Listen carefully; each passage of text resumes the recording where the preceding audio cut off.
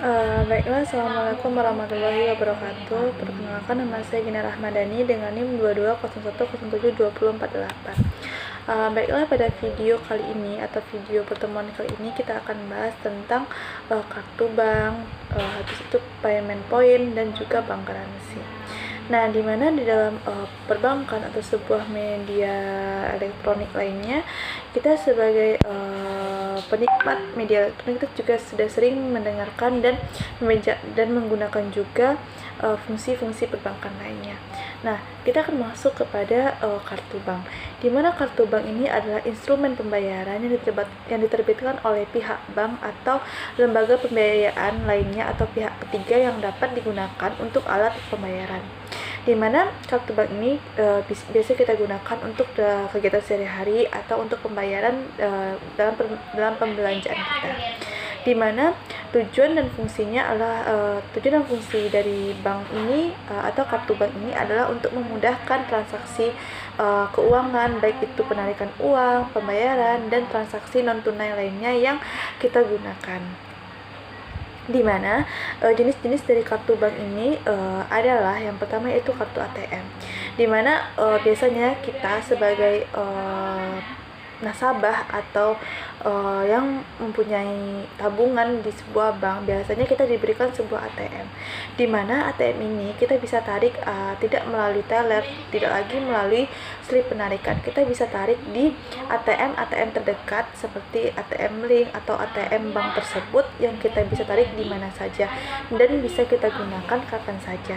Di mana untuk secara umumnya kartu ATM ini digunakan untuk penarikan tunai baik di counter bank maupun pada anjungan bank ATM tersebut, di mana seseorang pemegang kartu ATM ini harus memiliki rekening tabungan di bank lain. Nah, seperti yang dijelaskan tadi, bahwa kita sebagai nasabah kita harus memiliki kartu atau tabungan di bank tersebut. Misalnya nih, saya punya tabungan di BNI, saya juga punya kartu ATM BNI, atau juga mungkin kartu ATM BRI, BCA, Nagari, dan lain sebagainya yang biasanya kita gunakan dan diberikan kepada kita.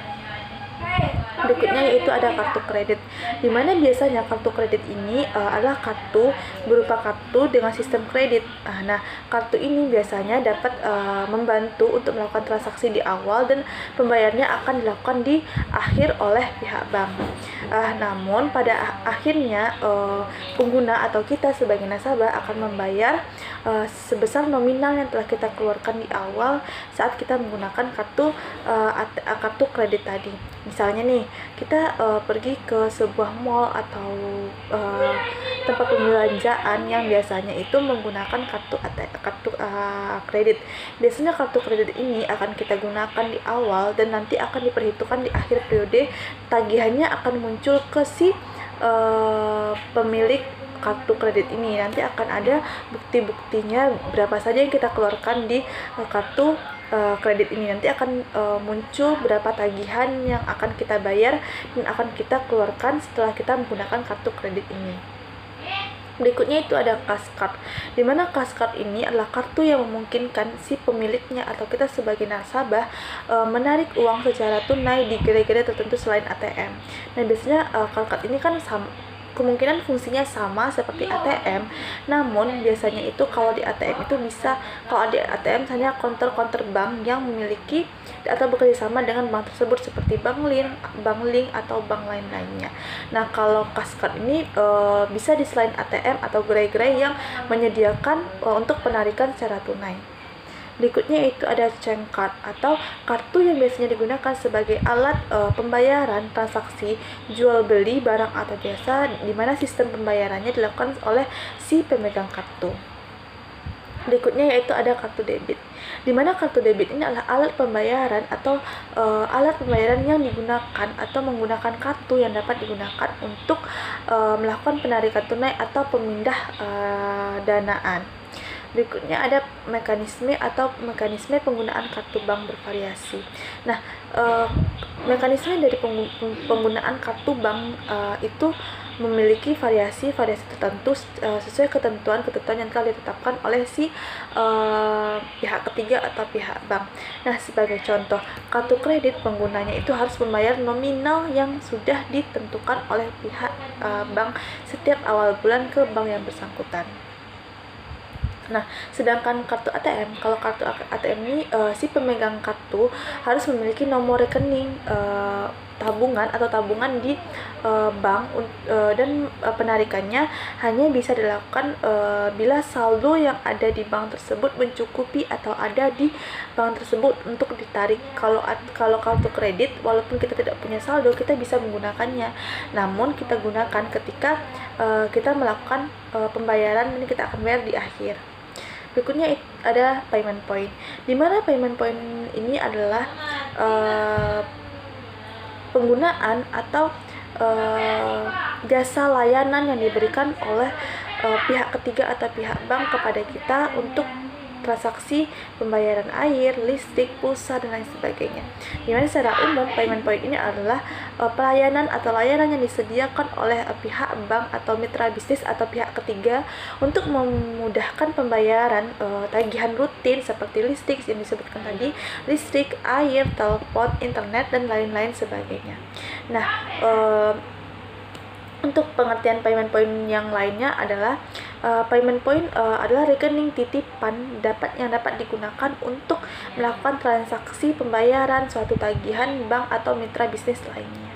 Nah, payment point ini juga disebut sebagai rekening bersyarat yang tidak mengikat bank untuk menyetujui transaksi pembayaran.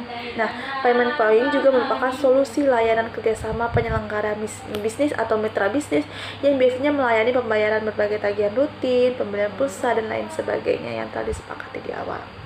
Nah, payment point juga salah satu jasa perbankan yang melayani masyarakat yang akan melakukan pembayaran yang relatif rutin seperti air misalnya setiap bulan, listrik setiap bulan yang kita keluarkan di awal bulan gitu.